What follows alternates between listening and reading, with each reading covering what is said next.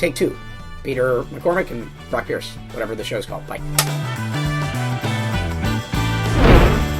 All right, well, Peter, it's nice to see you again. Sorry we're late. Not used to doing this, so we've had some technical difficulties. First off, I would like to apologize for getting a little heated and getting a little frustrated during our last conversation. I'm very passionate about the topic, and I'd like to apologize. I like to carry myself with grace, and I don't believe I was graceful. I fully accept your apology, and it's not a problem. All right, well, let's get to know each other. I feel like we got off to a bad start.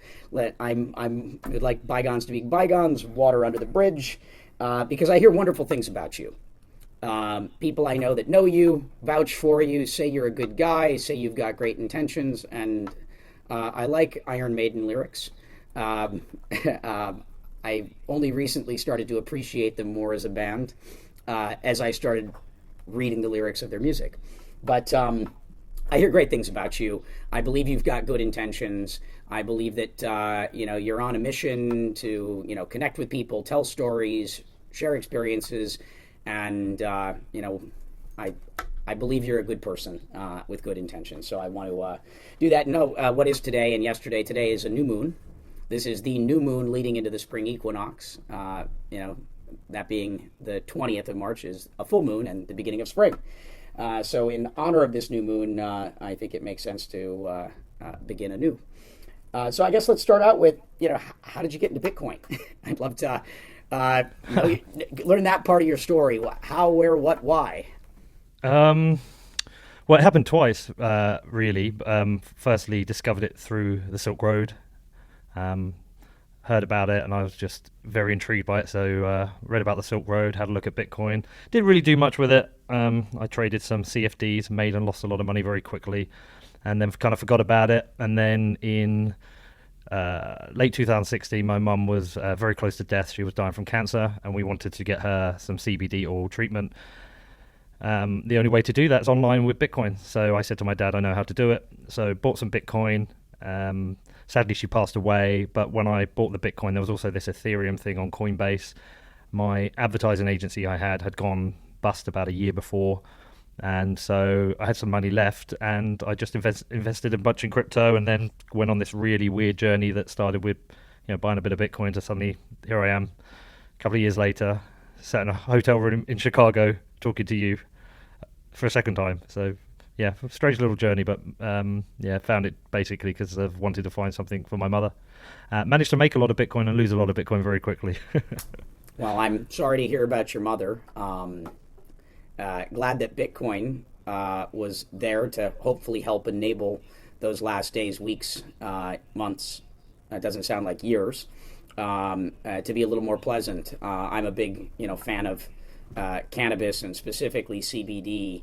I think the evidence is pretty compelling at this point that this is helping a lot of people, and there are minimal negative side effects. And so I'm very, very pro cannabis, and glad to see that Bitcoin or crypto helped hopefully enable a smoother passing for your mother.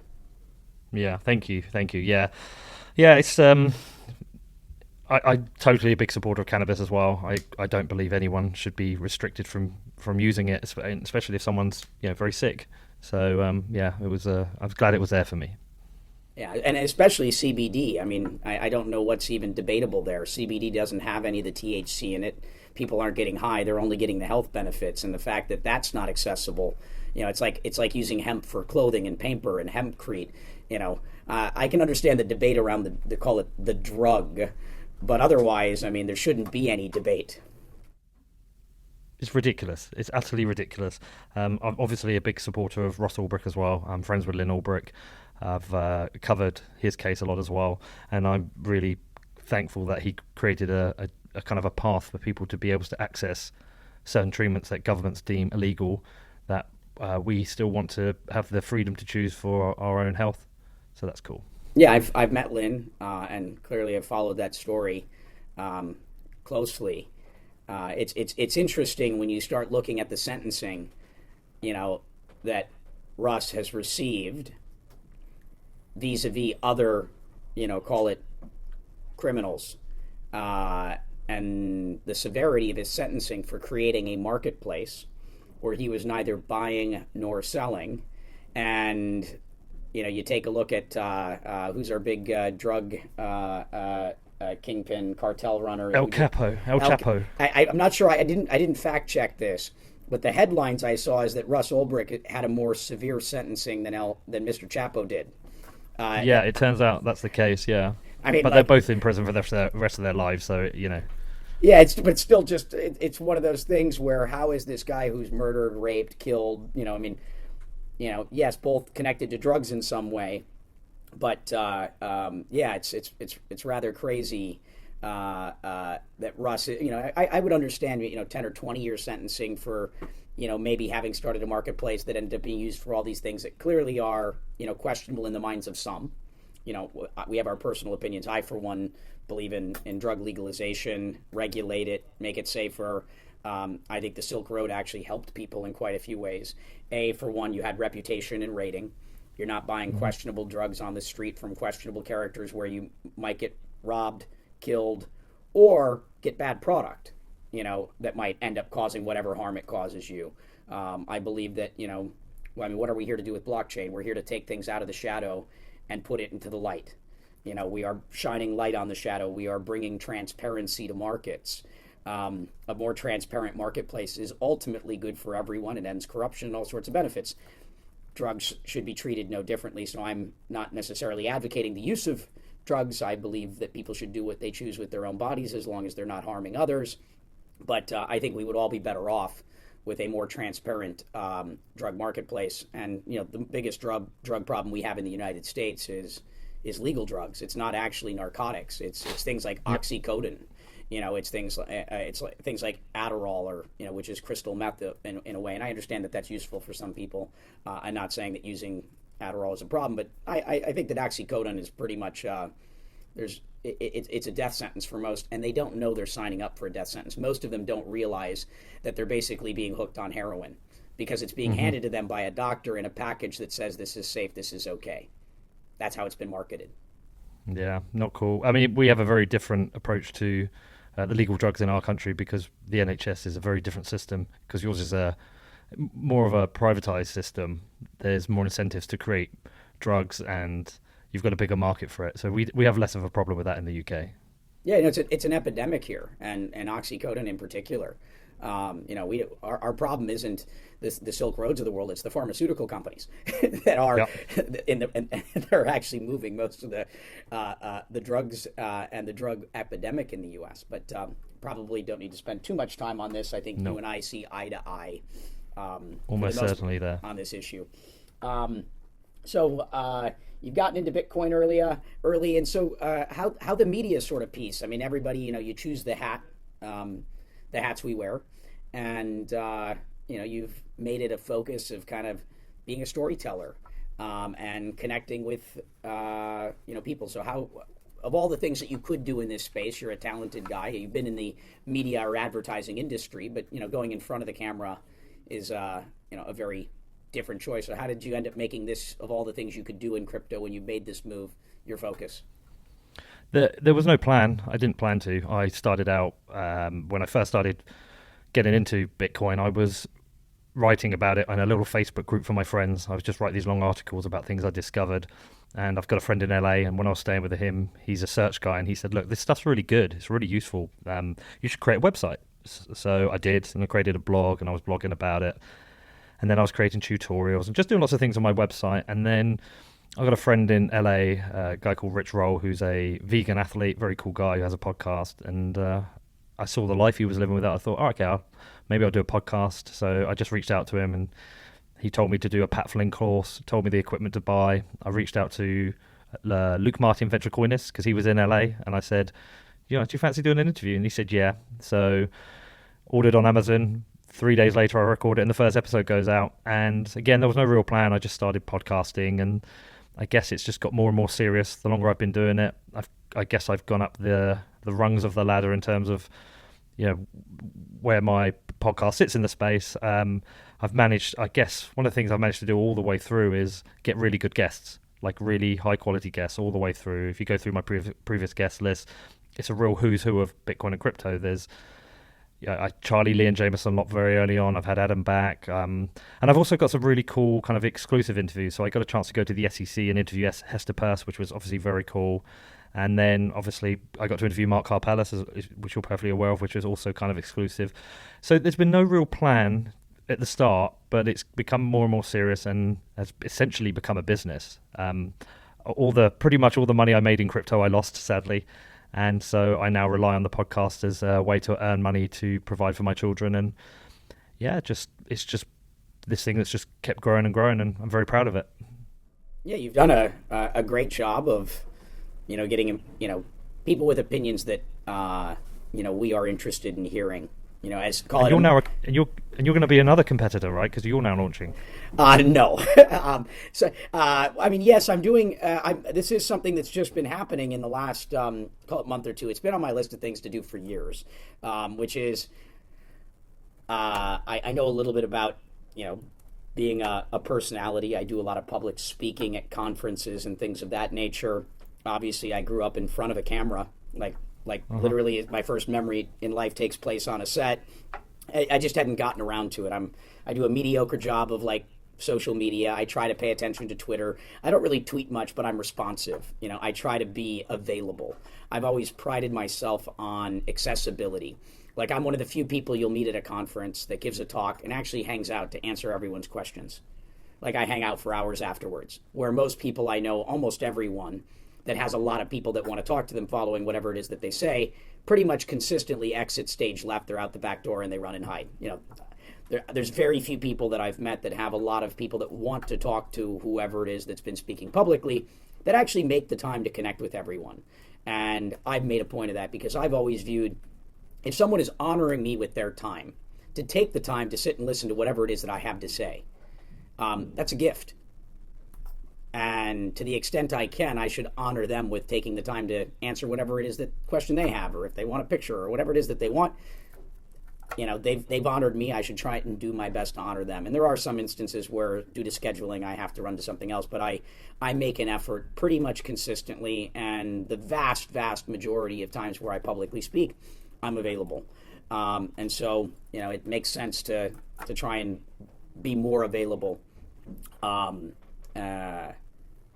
And so I do that. This has been on my list of things to do. Finally got some of the equipment and working out of a studio. And so going to start playing around with creating some shows. One is I'm very involved in the EOS ecosystem and set up a proxy. And so we have a new show called Brock Pierce 1, which is focused on the EOS proxy. And we talk about, kind of what's going on with governance and stuff. And we're making it up as we go. It's very raw. That's all I've done, Brock. I've made it up as I've gone along. And then we got one other one, which we just started one called interviewing block producers. And so Meet the Blockers was the word that came to mind as the camera was rolling, which made me think of Meet the Fockers. And so I'm like, Meet the Blockers and whatever. And so we got that. This is going to be episode 1 and maybe the only episode I ever do where I attempt to be a journalist. There'll probably be more, but it's not something that we'll be doing as a weekly thing. So don't worry. I have no intention of competing with you.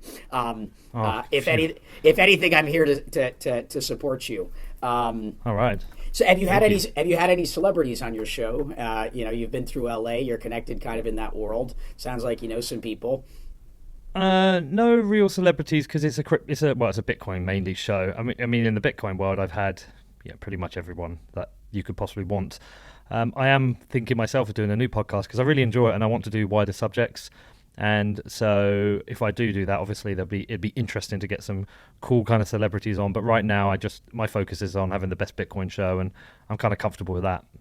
Yeah, and so what in terms of viewership or audienceship, just as a curious person, what are the KPIs? How is it that you're measuring performance and kind of in terms of goals or aspirations? Where do you hope to be by next year? And what needs to happen to get there? There's kind of how does the business work from someone who's sincerely very interested? Okay, well, I'm quite transparent about how I do it. So every month I do something called an income report, which I put up on my website, and that will tell you how many times the show's been downloaded by platform and what revenue I've made and how much comes in. And I tweet that out as a set of tweets as well. like breaking it down. So, for example, in this month, I did just short 150,000 downloads, and my revenue was around $29,000, of which about 15,000 was profit after all my costs and expenses.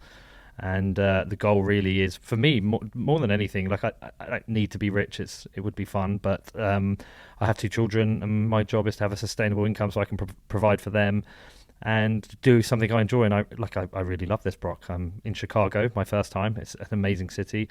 I'm going to Boston tomorrow, never been before. Then I'm off to Hong Kong. Then I'll be off to LA, and I get to travel. I get to travel the world and meet really interesting people. And if I can keep doing that and provide for my children, that would be enough. Well, I hope you make it to Puerto Rico on your journey. One day, maybe one day I'll get there.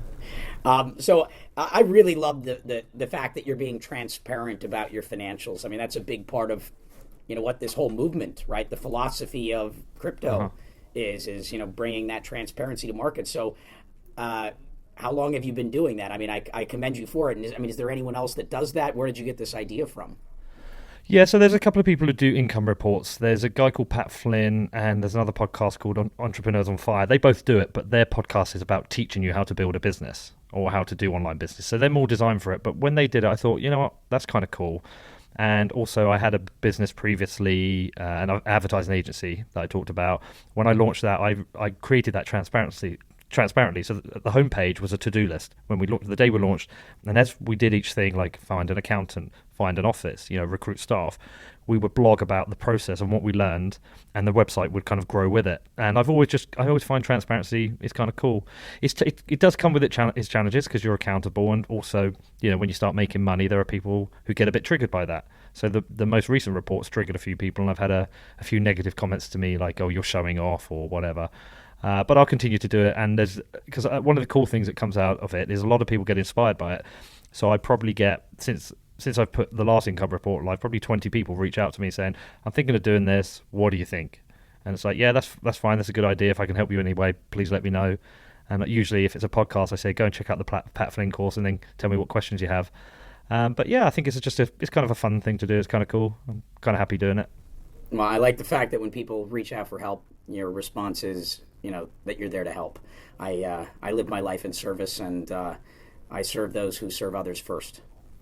Okay, cool. So how do you deal with, now that you've become certainly relative to the world of Bitcoin, a very big, successful, crypto podcaster? How do you deal with the haters that, are starting to become critical? You're waking up every day just trying to do this thing. You're honorable. You're saying, hey, I'm going to be transparent. But even though you're doing everything you think the right way to the best of your abilities, somehow people are like, what's wrong with you? How does that make you? How does that make you feel?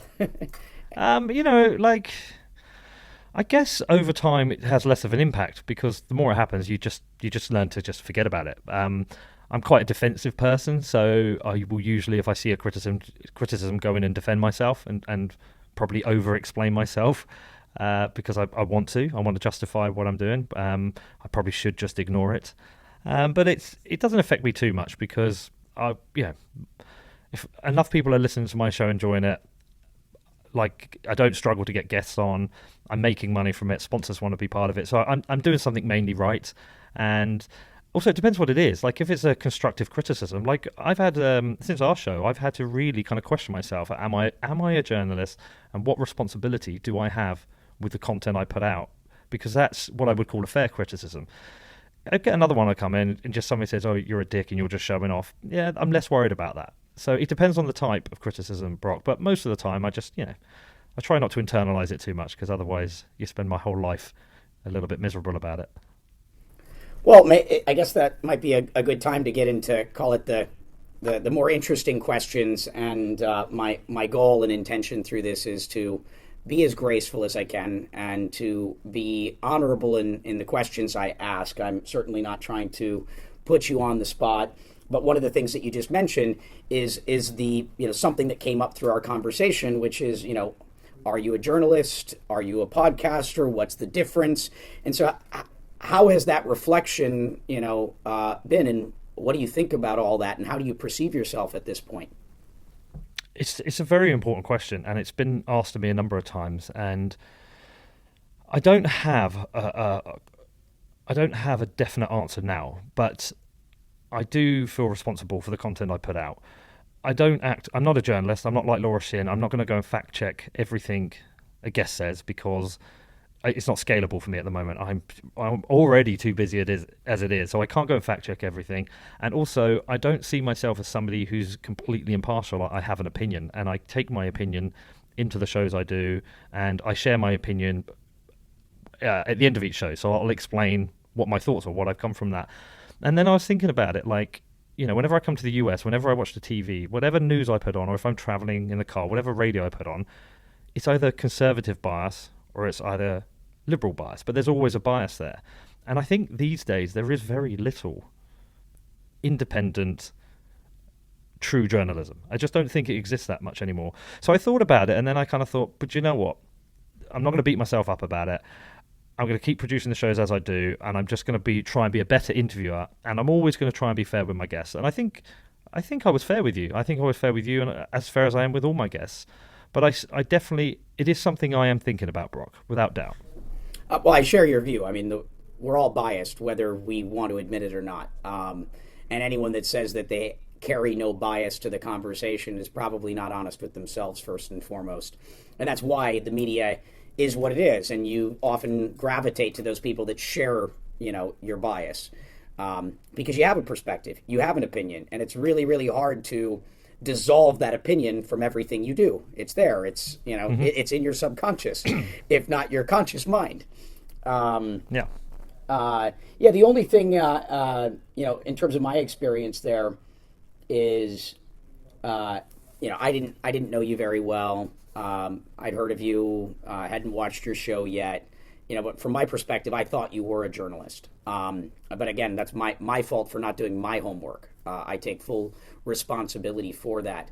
The only thing that I might say is, as you think about, this question, and I don't believe that all journalists are really journalists, but in the spirit of, call it, transparency, in the same way that I honor and applaud you for what you're doing with the financials, is kind of I guess being probably, if we're trying to, live to our highest potential and be the best version of ourselves, I think it's about just being honest about our biases, right? And being transparent about our opinions, so that that's clear. And that's probably the only thing that, I do my best in life to try and be aware of my own bias and then, kind of disclose it. Yeah, I don't think I hid any bias, and I'm not even sure what my bias was right now in reflection. But I see what you're saying. But in terms of how I approach my interviews, I didn't approach my interview with you in any different way than I approached any of my other interviews. I tend to think if an interview can go a little, like, because I've done 82 now, like if an interview can go a little bit, say, heated or tense, I tend to usually find it's down to the guest, because I've managed and I've learned to maintain my composure in an interview these days. So I don't think I treated you in any different way than I have any other guest. I mean, I haven't watched enough of your shows to have an opinion about that, so I certainly would not argue with you. From my perspective, I felt during those conversations that you had an opinion that I found concerning, something that I was kind of shocked by, and it caused me to be combative. It caused me to be argumentative, for which, that's not how I like to carry myself. And it's not something that happens very often, and I can't imagine that you've watched a bunch of my interviews, but that's not typical of me. I can be enthusiastic, I can be excited, but I'm not, it's pretty rare that I'm combative. It's just not my character. I didn't even think you were that bad. I didn't even think it was that bad. I'm just looking at with Twitter. I never even watched. I haven't watched our interview since we did it. All I did is after we hung up, I'm like, wow, I really was like, Brock, you were excited and kind of combative and frustrated, and I was very, very unhappy with myself following our conversation, and I messaged the team. I'm like, well, I think that was horrible. On a scale of 1 to 10, that was a 1. I completely failed. Sorry, guys. I normally, know what I'm doing. For whatever reason, I think you're being hard on yourself there. I got triggered and I got defensive, and I think you're being harsh on yourself there. because I can imagine, like I came out of it, it wasn't a one. I would say maybe like a two or a three, but not a one. But I think I noticed a couple of points during the interviews where it distinctly changed, and I think also I was just trying to imagine. I think, well, maybe you've got a lot on your plate. Maybe you're dealing with a whole bunch of things. I don't know what's going on. Maybe you're dealing with a whole bunch of things. Maybe you haven't slept a lot. Maybe there's a lot of stress going on with this Mount Gox thing. Maybe it's keeping you busy. Maybe you've just, I don't know. I assume there was other stuff going on, but I didn't think it was that bad. Well, I promise you, there's a lot going on. I'm working 18 to 20 hours a day, and I've got a baby that's literally due right now. So I've got a pregnant wife who's literally on the verge of popping, plus this and dozens of other things I do. But the main thing that kind of triggered me in that process, and there were a number of things that, again, triggers are my problem, not your problem. Triggers come from transference, where you're tapping into something that made me sensitive, and that's not your fault. That's called it. Those are issues with me, not you. But things that did trigger me, since you used that word, was I got the impression that you thought Mark Karpelès was a good guy. I got the impression that you were defending Mark Karpelès. I got the impression that you were questioning my motives, which is fine. Everyone should question everyone and everything, and especially anyone that's in something like this. So that's not a criticism of questioning. But I got I was left with this feeling, rightly or wrongly, that I was being made out to be the bad guy, and this Mark Karpelès guy is the good guy, and it really frustrated me where that was. So I'd love to just understand from you kind of what is your view on Mark Karpelès? Because I felt a lot of sympathy and a lot of defending Mark, and that. And by the way, I don't want to ever be negative about anyone. I don't want to attack. It's not my job to attack Mark. I mean, he literally, I think it's sentenced on the 15th, on the Ides of March. Funny enough, what an unusual date. Goes in for sentencing, and he probably goes to prison for another 10 years. He's got his last week, of being a free man for a long time. Most likely, this is it. So I'd love to understand, and that was, by the way, for embezzling $3 million of customer funds. This has nothing to do with what happened at Mt. Gox. This was, he embezzled a little over $3 million of Mt. Gox customer funds, which is what what he's being sentenced for. Okay. I liked him. I did. I went out to Japan. I met him. I thought he was a nice guy. When I judge somebody in these situations, I kind of judge them on a couple of things, but a lot of it I take from how they are towards me. So outside of what happened with Mt. Gox, he was very polite, very friendly. I got on with him. Not the kind of guy I would hang out with. I wouldn't go for a beer with him. He's not like that, but I thought he carried himself very well, and I did. I had a lot of sympathy for him. I think he did a lot of stupid things, but I also think he was the wrong guy in the wrong place, and got trapped in a situation, and I don't think he's entirely at fault. I think there are things that he picked up from Jed. He probably took over an insolvent business. But yeah, I had a certain amount of sympathy for him. I think he's carried a huge amount of weight for a number of years. And it's a similar feeling I got from, I read through the AMA and the notes from some of the creditors and the creditors I spoke to. I think time has healed for a lot of people, and they felt a lot of sympathy for him. And I did feel sympathy for him. That doesn't mean I don't think he did a lot of stupid things. I'm not going to judge here whether he's a good or bad person, but right now, I felt like I did sympathise with him. He'd been through a lot, and I explained that in my interview. After my interview, I said to people, I wrestled with it, because I'm like, $500 million of people's money was lost, and a lot of stupid things were done. But as on a person-to-person level, I liked him. I did, and I felt sorry for him. By the way, I don't blame you for that. That's been my feeling for years. Again, I've known Mark for 7 years. You've been out to Japan and seen him many times, and including just recently. And so I've always felt sympathetic. I felt he was a guy who didn't have bad intentions, but who was just way in over his head and didn't ask for help when his company was insolvent. He should have went and found people he trusts and said, "Hey, what do I do?" Instead, instead he kept it a secret, didn't tell anyone, and then in a kind of Bernie Madoff sort of fashion, hoped he would dig himself out of a hole with a willy bot, with a this, with a that.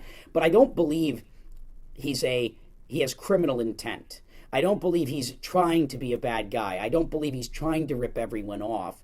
I think that he found himself in hot water and didn't have his cry for help. He didn't go do the things that he would have, could have, should have done to have helped himself, and was just in over his head. And there were many opportunities to, like, remember that debt that he had was tiny at one point.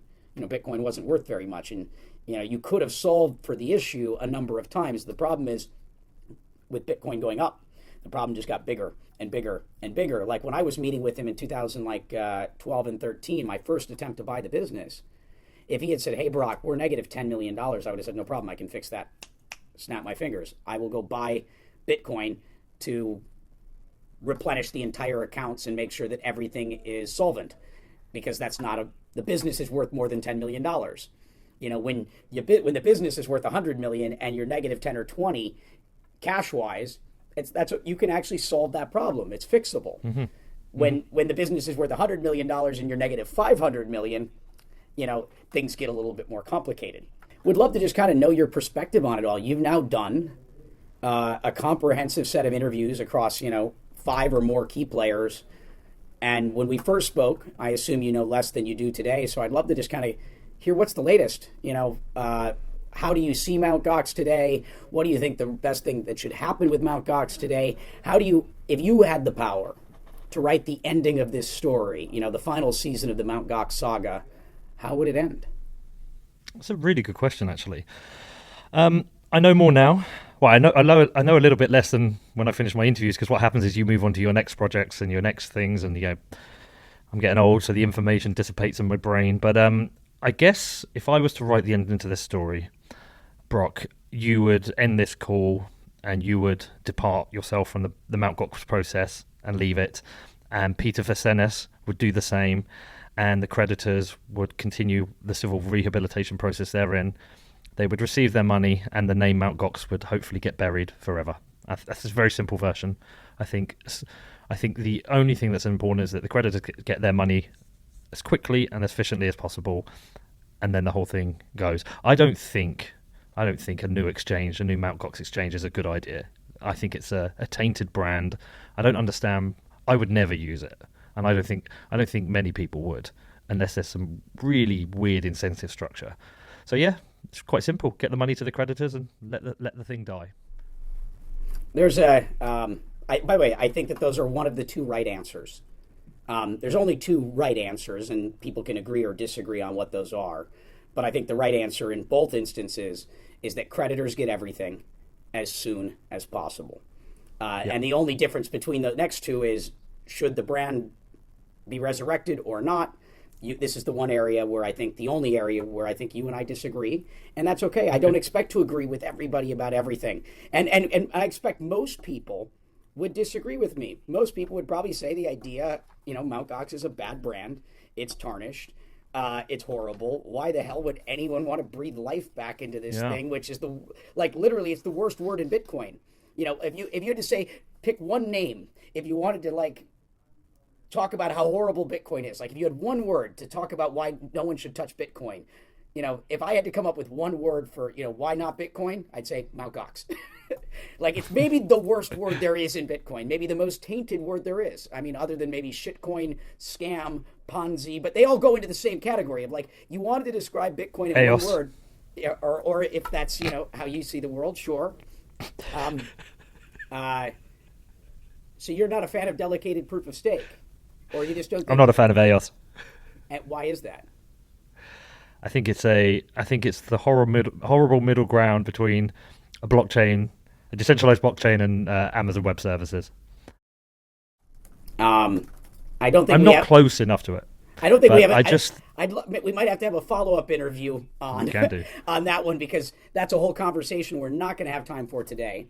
But one of the things that maybe we should both do, just as an idea, and I think I'm going to do this because I've never done one before, is I'm going to set up a Twitter poll and ask people what they think of, sort of these ideas. I'll even shoot you kind of what I think is the right set, and if you want to do the same, you can, which is, I don't think we're in agreement about everything in terms of what creditors should receive. I don't think there's any disagreement there. And by the way, I'm going to be releasing, before this probably airs, sometime, hopefully tonight, a legal agreement where I'm making it very, very clear that I will never, under any circumstances, be the beneficiary of anything related to Gox coins and creditors. Because there's been this whole debate about, do I own Mt. Gox? Do I not own Mt. Gox? I've never once said I own Mt. Gox. I do not own Mt. Gox, just for the record.